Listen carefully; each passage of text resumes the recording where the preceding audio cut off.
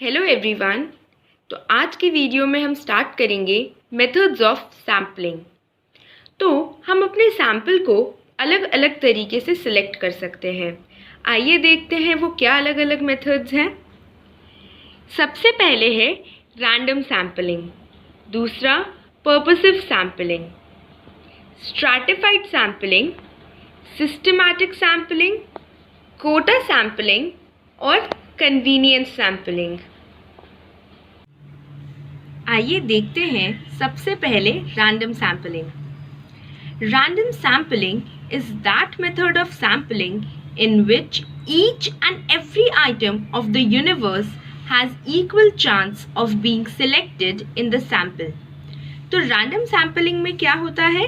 ये एक ऐसा मेथड है सैंपल सिलेक्ट करने का जिसमें यूनिवर्स का हर आइटम सिलेक्ट हो जाए, इसका इक्वल चांसेस है।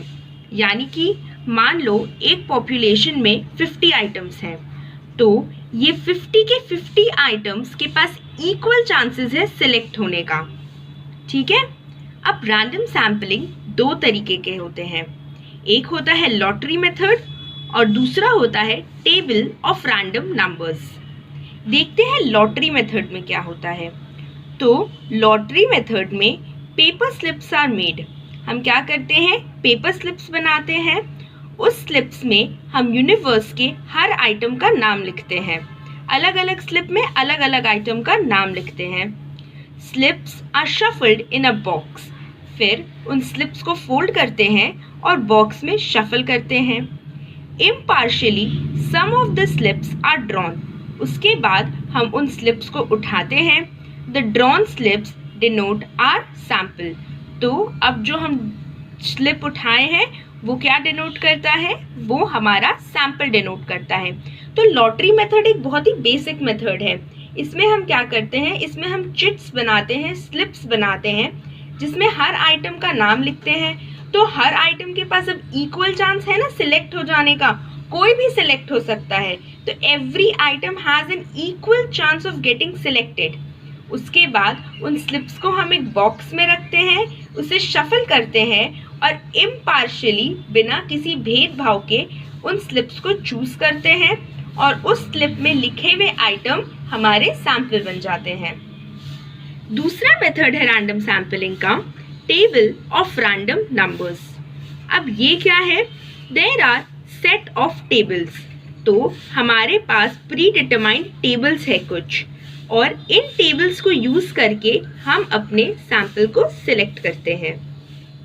अब देखते हैं merits of random sampling. This method is free from personal bias of the investigator.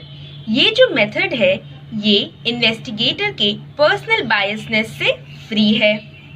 Each and every item of the universe stands equal chances of being selected.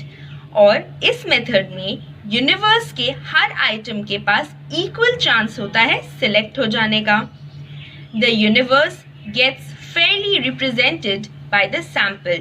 जो selected sample है वो हमारे universe को अच्छे से रिप्रेजेंट कर देता है। This is a very simple and straight forward method. ये जो मेथड है ये काफी सिंपल और स्ट्रेट फॉरवर्ड है। देखते हैं डीमेरिट्स।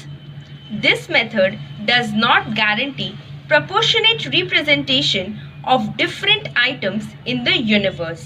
अब एक यूनिवर्स है, उसमें अलग अलग आइटम्स हैं, तो हर आइटम सेम तो नहीं होगा ना, उनके कुछ अलग अलग कैरेक्टरिस्टिक्स भी होगा।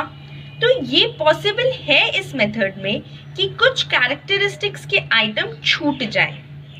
Random sampling does not give weightage to certain important items in the universe।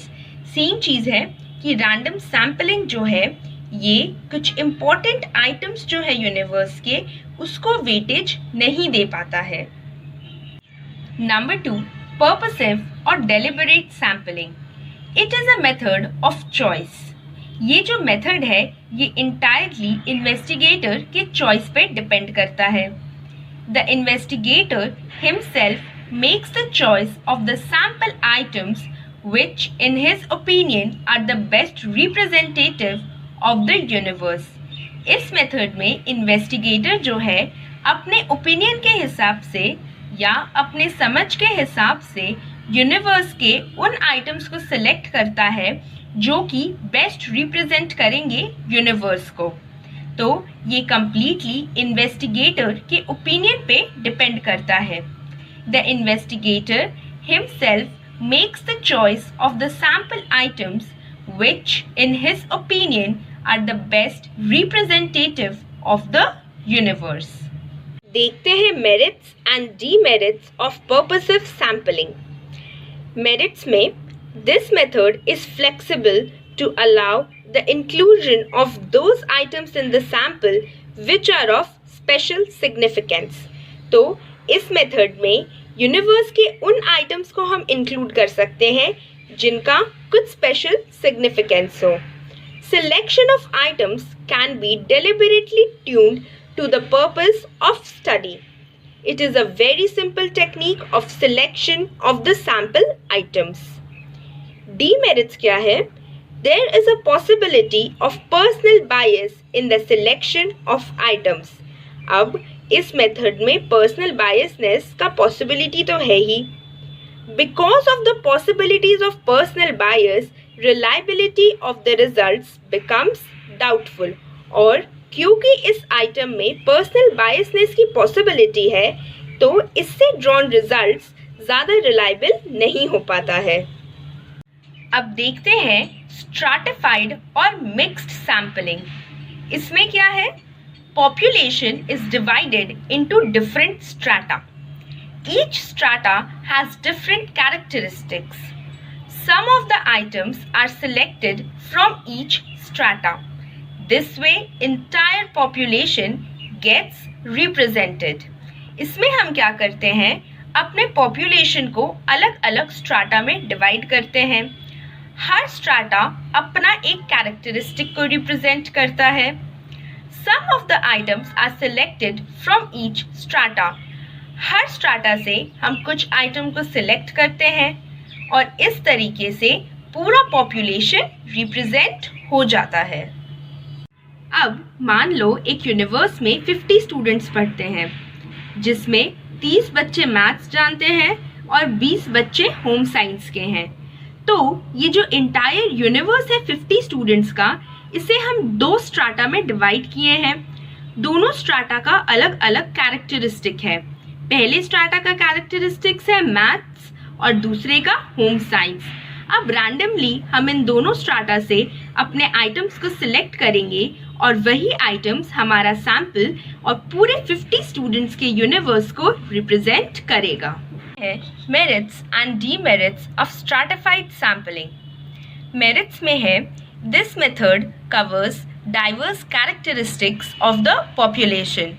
इसमें पॉपुलेशन में प्रेजेंट डाइवर्स कैरेक्टरिस्टिक्स को हम कवर कर सकते हैं। On the basis of diverse characteristics of the population, a comparative analysis of the data becomes possible. This method of sampling offers reliable as well as meaningful results. देखते हैं demerits. This method is suitable only when there is a complete knowledge about the diverse characteristics of the population. Therefore, this has a limited scope. There is a possibility of bias at the time of classification of population into different strata. जब different strata में हम अपने population को divide करेंगे तो हो सकता है कि उस समय थोड़ा सा biasness present हो। When the size of the population is already small, it may be difficult to further divide it into smaller parts or strata. Number 4. Systematic sampling. Units of population are arranged in a manner. इस method में जो हमारे population के अलग अलग units हैं, उनको हम एक proper manner में arrange करते हैं। अब इनको हम न्यूमेरिकली, जोग्राफिकली या फिर अल्फ़ाबेटिकली अरेंज कर सकते हैं। उसके बाद every nth item is selected as a sample item. उसके बाद हम ऐसा कर सकते हैं कि मान लो एवरी 5th आइटम को सिलेक्ट कर ले या एवरी 3rd आइटम को सिलेक्ट कर ले। तो सिस्टमैटिक सैम्पलिंग क्या है? Units of population are arranged in a manner. It may be numerically, geographically and alphabetically be arranged. Every nth item is selected as a sample item. देखते हैं merits and demerits of systematic sampling. Merits. This is a very simple method. ये method काफ़ी simple है. Sample is easily determined.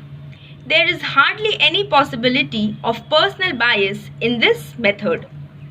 Demerits. Every item in the population does not get equal chance of being selected because only the first item is selected on the basis of random sampling. All the items in the population are homogeneous. This method of sampling serves no specific purpose. Number 5. Quota sampling. The population is divided into different groups or classes according to different characteristics of the population. इसमें हम क्या करते हैं? अपने population को अलग अलग group या क्लासेस में डिवाइड कर लेते हैं. The investigator selects the fixed number of items from each group to frame a sample. उसके बाद जो इन्वेस्टिगेटर है वो हर ग्रुप से एक specified number of item select करता है और हमें हमारा सैंपल मिल जाता है. नंबर 6. Convenience sampling. इस मेथड में इन्वेस्टिगेटर अपने कन्वीनियंस के हिसाब से आइटम को सिलेक्ट करता है और सैंपल बना लेता है. Sampling is done by the investigator in such a manner that suits his convenience. आज के लिए इतना ही. नेक्स्ट वीडियो में हमें 2 टॉपिक और पढ़ना है और उसके बाद ये चैप्टर हमारा ख़त्म हो जाएगा. Thank you.